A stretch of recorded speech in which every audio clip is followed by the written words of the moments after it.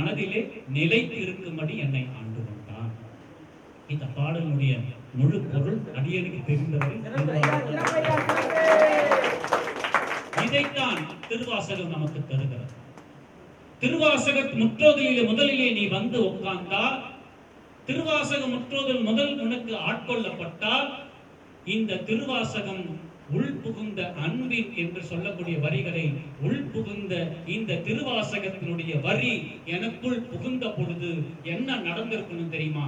என் எலும்புகள் எல்லாம் உருக்கி இருக்க வேண்டும், என்னுடைய எலும்புகள் எல்லாம் நொறுங்கி இருக்க வேண்டும், என் எலும்புகள் எல்லாம் நொறுங்கி உள்ள இருக்கக்கூடிய தோரங்கள் எல்லாம் செந்நீராய் வடித்திருக்க வேண்டும். இறைவனே, நீயா எனக்கு திருவாசகத்தை தந்திருக்கிறாய். எப்பேற்பட்ட இந்த எழுத்துக்கள் நீ வந்து இந்த பிரபஞ்சத்தில் எழுதியிருக்கிறாயே மணிவாசகா, நீ சொல்லி இருக்கிறாயே, இந்த வார்த்தைகளா என் நாவிலே நீ சொல்லி இருக்கிறாய், இந்த வார்த்தைகளா என் செவி வழியாக கேட்க எனக்கு பாக்கியத்தை தந்திருக்கிறாய். இறைவனே, நீ திருவாசகத்தை கொடுத்து உள் புகுந்தாயே, உள் புகுந்த இந்த வார்த்தைகளை என் நாவிலே சொல்ல வைத்திருக்கிறாயே, நீயே வந்து இதை செய்திருக்கிறாயே, என்ன கருணையப்பா, உனக்கு என்ன அருளப்பா. இனி உள் புகுந்த பொழுது இந்த திருவாசகம் நம் நாவிலே உச்சரிக்கின்ற பொழுது நம்மளுடைய உள் புகுந்த எலும்புகள் எல்லாம் நொறுங்கி துவாரங்கள் இருக்கக்கூடியதெல்லாம் செந்நீராய் வடிக்கக்கூடிய ஆன்மா, எந்த ஒரு ஆன்மா இருக்கிறதோ அதுதான் திருவாசகத்தால் மேம்படக்கூடிய ஆன்மாவாக இருக்க முடியும். அப்படி ஒருவேளை உன்னுடைய கண்ணீராகப்பட்டது கண்களிலே இருந்து ஒரு சொட்டு கண்ணீர் இந்த திருவாசகத்திற்காக உனக்கு வந்துவிட்டால், உன்னுடைய எலும்புகள் ஐயோ இறைவனே நீயே என்று இந்த எழுதிய வார்த்தைகளை எனக்கு நீ கொடுத்து இன்று உலக அறிய என்னை செய்து உலகம் முழுக்க திருவாசகத்தை எழுத வைத்து கிட்டத்தட்ட பேர் 15 பேர் எழுத இருக்கிறார்கள் இந்த திருவாசகத்தை என்று சொன்னால், எப்படிப்பட்ட கருணையை வாரி வழங்கியிருக்கிறார். இந்த உள்ளமானது உள் கசிந்து தோரங்கள் இருப்பதெல்லாம் செந்நீராக வடிய தொடங்கினால், உள்ளே இருக்கக்கூடிய எலும்புகள் நொறிக தொடங்கினால், இது வெளியே கண்ணீராக வரக்கூடிய மிகப்பெரிய பாக்கியத்தை உருகும் தன்மையை இந்த கண்கள் பெற்றுவிட்டார். இந்த கண்கள் பெருகுகின்ற பொழுது நீ இதுவரை சேர்த்து வைத்த இரு வினையை ஈடு அழித்து விடுவான் மணிவாசக பெருந்தகை இந்த திருவாசகத்தின் மூலமாக என்பதை சத்தியமாக ஆணித்தரமாக உங்களுக்கு எடுத்து இரு வினையை ஈடழிப்பான். நல்வினையில் இல்லை, தீவினையும் அல்ல, இரண்டையும் சமமாக பார்த்து இரு வினையை ஈடு அழித்து அவன் உள்ளே புகுந்தவன் என்னென்ன காரியம் செய்வான் தெரியுமா? நான் இன்ப துன்பங்களை வைத்து விடுவான். இன்ப துன்பங்கள் எனக்கு எது நேர்ந்தாலும், என்னை திட்டினாலும், என்னை ஏசினாலும், என்னை பாராட்டினாலும், என்னை போற்றினாலும் எதையும் சமமாக எடுத்துக்கொண்டு யார் வந்தால் வரவில்லைனால் எனக்கு என்ன, இங்கே இருப்பது மணிவாசகர், அவனும் நானும் கூடுகை வைத்திருக்கிறோம், இந்த கூடுகைக்கு யார் வர வேண்டும் என்று அவன் நினைத்தானோ வரட்டும், வரவில்லை என்றாலும் அது அவன் சித்தமே, அவன் கருணையே, அவன் அருளே. அடியே நினைத்து யாரையும் இங்கே கூட்டி உட்கார வைத்து எடுக்க முடியாது. அவன் யாரை நினைக்கின்றானோ அந்த கருணையை, அந்த அருளை மட்டுமே இங்கே நிறைவேற்றக்கூடிய ஒரு பாயாக நம்மை வைத்திருக்கிறான் என்று சொன்னால், இங்கே இரு வினையை ஈடு அடித்தான், இன்ப துன்பங்களை சமமாக பார்க்க வைத்தான், அத்தனையும் கலைந்து இந்த தூய்மை செய்தான், துவக்கங்களை தூய்மை செய்தான், முன்னாடி இருக்கக்கூடிய பற்றுகளை எல்லாம் அறுத்தான். அந்த பற்றுகளை முழுமையாக என்னிடமிருந்து அறுத்து முன்பு உள்ளவற்றவையெல்லாம் எப்பிறவில் எதையெல்லாம் நாம் செய்திருக்கிறோமோ அப்பிறவில் இருப்பது எல்லாம் வேரோடு அழிப்பது, மீண்டும் முளையாமல் அறுப்பது, முளையாமல் அறுத்து நம்மை முழுமையாக்கி அவன் கொண்ட அந்த திருவாசகத்தை கொண்டு நாமும் அந்த திருவடி பணிந்து அவனை போற்றுவோம் போற்றுவோம் என்று சொல்லி அந்த திருவாசகம் நமக்கு என்னெல்லாம் செய்தது. அன்பின் வடிவமாக அவன் சொன்னான், எழுத்து வடிவமாக நமக்குள் புகுந்தது இந்த திருவாசகம், எழுத்தும் ஒளியும் ஓசையுமாக நமக்குள் புகுந்தது இந்த திருவாசகம். இந்த திருவாசகம் எப்படி புகுந்தது தெரியுமா? நம் அகத்திலே புகுந்தது. இந்த திருவாசகம் முதலிலே நம்மளுடைய மனதிலே எழுத்துக்களாக தோன்றுகிறது. எழுத்துக்களாக தோன்றி உள்ளே இருந்து அது வெளியேற்றப்படுகின்ற பொழுது இந்த எழுத்துக்களுக்கு ஒரு ஒலி கிடைக்கிறது. அந்த ஒலி ஒரு ஓசையாய் வெளிப்படுகின்றது. நல்லா பாருங்க, அடியேன் சொல்றது நல்ல நல்ல நல்லா புரிஞ்சுக்கங்க. எழுத்துக்கள் மொழி. இந்த மொழியை சிவபெருமான் உருவாக்கினான். சிவபெருமான் உருவாக்கி இந்த மொழியிலே எழுத்துக்கள் கொண்ட இந்த எழுத்துக்கள் மனதிலே நாம் எழுத்துக்களாக உருவாகினது. எழுத்துக்களாக உருவாகி அது ஒலியாக வெளியே வருகிறது. ஒலியாக வந்தது ஓசையாக மாறுகிறது. ஓசையாக பெறப்பட்டது உன் செவிகளில் அது ஒலியாக வந்து விழுகிறது. ஒலியாக வந்து விழுந்த அந்த ஒலி ஓசையாக உள்ளே செல்கிறது. ஓசையாக செல்வது அகத்திலே மீண்டும் எழுத்துக்களாக பதிவாகிறது. அகத்திலே மீண்டும் எழுத்துக்களாக பதிவாகின்ற பொழுது அத்தனை எழுத்துக்களும் சிவ எழுத்துக்கள் என்ற காரணத்தினால் மனதிலே பதியாமல் ஆத்மாவில் கொண்டே சென்று அது பதிந்து அது திருவாசக உணர்வை உனக்கு தருகிறது. அது இறை உணர்வை உனக்கு தருகிறது. அந்த உணர்வை பெறுவதற்குத்தான் இந்த எழுத்துக்கள் வடிவமைத்து சிவபெருமான் நமக்கு திருவாசகமாக தந்தார். அந்த உணர்வு இறை உணர்வு. அந்த இறை உணர்வை நாம் மாணிக்க வாசக பெருந்தகை என்ற ஒரு குருவின் வடிவாக நமக்கு தந்து இந்த திருவாசகத்தை தந்து அற்புதமாக இந்த திருவாசக பதிகங்களில் நமக்குள்ளே நுழைத்து என்னவெல்லாம் அவனுடைய செய்கின்ற அந்த மாயத்தை, மாய விளக்கை, அந்த மாயத்தை நம்மிட்டிருந்து விளக்குவதற்கு எத்தனையோ தடவை அவன் நமக்கு உள்ளே புகுந்து செய்கிறான். இத்தனையும் நாம் அறியாமலேயே நடந்துகின்ற நிகழ்வு. இவையெல்லாம் நமக்கு செஞ்சுட்டாங்க. நானா இதை செஞ்சேன், எப்படி நமக்கிட்ட போச்சு? நமக்கு தெரியவே தெரியல. ரசம் சாதமும் காராபூந்தி இல்லாம சாப்பிடவே மாட்டானவன் காராபூந்தியை தொல்லனாலும் பரவாயில்ல, ரசம் இருந்தா போதும்னு பக்குவத்தை அடையக்கூடிய தன்மை எப்படி என்னிடம் இருந்து போச்சு தெரியல. தானாகவே போகிறது, தானாகவே தன்னை விட்டு போகிறது. நீ அதற்காக எந்த முயற்சியும் எடுக்க தேவையில்லை. பற்றை அறுக்க வேண்டுமா? நீ முயற்சி செய்து நடக்காத காரியம்.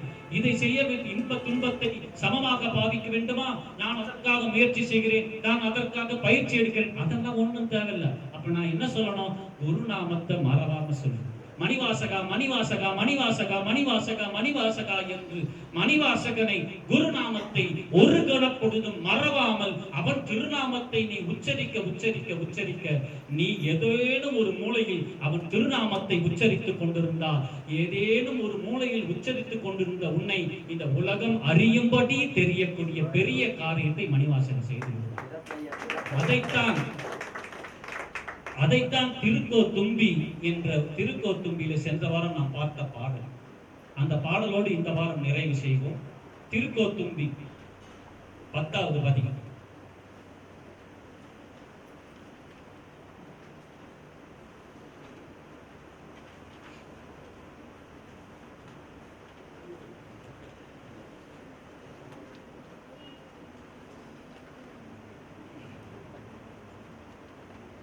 பத்தாவது பதிகம் 13வது பாடல்.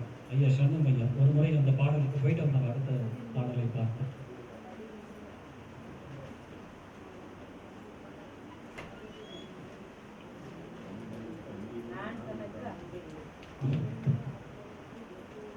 நான் தனக்கு அன்பு இல்லை, நானும் தானும் அறிவோம். தான் என்னை ஆட்கொண்டது எல்லாரும் தாம் அறிவார். ஆன கருணையும் அங்குற்றேதானவனே, ஓன் என்னை கூட குளிர்ந்து ஊதாய் கோத்தும்பி. சென்ற வாரம் பார்த்தோம் அற்புதமான ஒரு பாடல். நான் தனக்கு அன்பின்மை நானும் தானும் அறிவோம். மணிவாசக பெருந்தகை இந்த திருவாசகத்தின் மீது எவ்வளவு பற்றோ பக்தியோ நான் வைத்திருக்கிறேன் என்பதை நானும் நீ மட்டுமே அறிந்த ஒரு ரகசியம். பொய்யாக உங்கள் முன்னாடி பேசிவிட்டு திருவாசகத்தை உருகுமாறி பேசிவிட்டு நீங்கள் சென்ற பின் திருவாசகத்தை மூடிவிட்டு வேற ஏதாவது புத்தகத்தை எடுத்து வேற ஏதாவது பாடலை ஆனந்தமாக நான் கொண்டாடி கொண்டிருக்கிறேனா? நீங்கள் யாரும் இல்லை என்றாலும் எப்பொழுதும் எக்கணமும் திருவாசகத்தை மறவாமல் அவன் நாமத்தை மட்டுமே சொல்லிக் கொண்டிருக்கிறேனா? எவ்வளவு மீது அடியேன் பற்று கொண்டிருக்கிறேன் என்பதை நானும் நீயும் மட்டுமே அறிவோம்.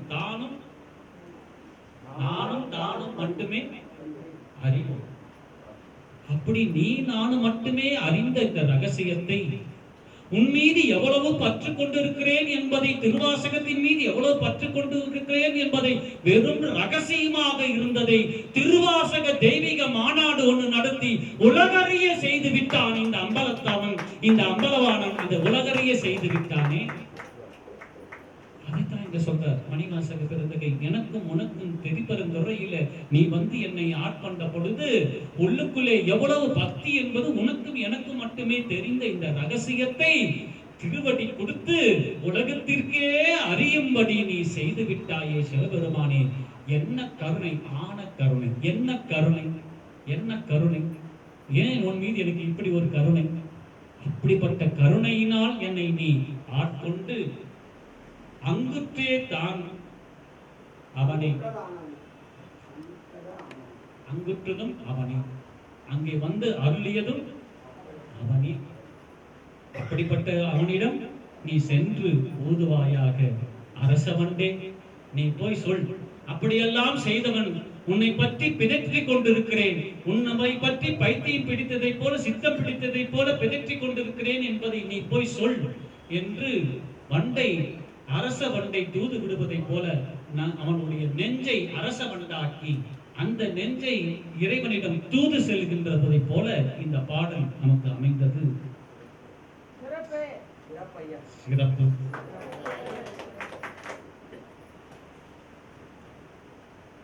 அடுத்த பாடல் மணி ஆச்சுங்க,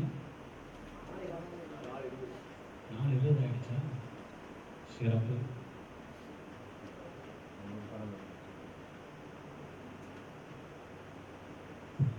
நிறைய கருத்துக்கள் நிறைய சொல்ல இருக்கிறாங்க. சிறப்பு. இறைவனுடைய பெரும் கருணையினாலும் குருவினுடைய அருளாலும் இன்றைய நாள் நமக்கு இறைவன் என்ன நமக்கு கொடுத்திருக்கிறானோ அதை ஆனந்தமாய் அனுபவித்தோம். இந்த ஜீவாத்மா இறை அனுபவத்தை பருகுவதற்கு எது தேவையோ அதை மிக அற்புதமாக நமக்கு தந்தான். இவ்வளவு பெரிய கருணையை நமக்கு தந்தவன். அடுத்த வாரம் அடியேன் சொன்னதை போல 4 முறை சென்னிப்பத்துல, 4 முறை திகடுமே, 4 முறை மலருமே, ஒரு முறை சுடருமே, ஒரு முறை பொலியுமே.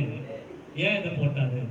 4 முறை மலருமே, 4 முறை திகடுமே, ஒரு முறை சுடருமே, ஒரு முறை பொலியுமே ஏன் போட்டாரு? அதை நிறைய பேர் நாளைக்கு வந்து பகிர்ந்து, அடுத்த வாரம் நீங்க வந்து நிறைய பேர் திருவாசகத்தை ஆராய்ந்து எதற்காக அந்த பாடல், அந்த வார்த்தையை மணிவாசகர் நமக்கு தந்திருக்கிறார் என்பதை அடுத்த முறை நீங்கள் எல்லோரும் இங்கே வந்து பேச வேண்டும். ஆவலாக மணிவாசகர் காத்திருக்கிறார். அடுத்த வாரம் ஞாயிற்றுக்கிழமை போகிறோம், நம்ம அடியார்களாக எப்போ பேச போறாங்கன்ட்டு. அதனால் இதையெல்லாம் நீங்கள் ஆழ்ந்து அதுக்குரிய உட்பொருளை அடுத்த வாரம் இங்கே வந்து தெரிவிக்கும்படி உங்களுக்கு மணிவாசகர் கட்டளைக்கிணங்க எல்லோரும் சிறப்பிலே அந்த கட்டளையை ஏற்றுக்கொள்ளுங்கள். அடுத்த வாரம் நீங்கள் வருகின்ற பொழுது இதற்கான விளக்கத்தை, உட்பொருளை இங்கே விளக்குமாறு செய்யுங்கள். இன்னும் நிறைய விஷயம் நம்ம இறுதியில் பேசலாம், நிறைய நிகழ்வுகள் இருக்கிறதை பேசுவதற்கு. திருச்சிற்றம்பலம். கையால் தொழுதும் கடல் சேவட்டிகள் கழும தழுவி கொண்டு எய்யாது என்ற தலைமேல் வைத்து எம் பெருமான் பெருமான் என்று ஐயா எந்தன் வாயால் அரற்றி அடற்சேர் மெழுகு ஒப்ப ஐயாற்றரசே ஆசைப்பட்டேன் கண்டாய் மணிவாசக பெருமானே. அரோகரா.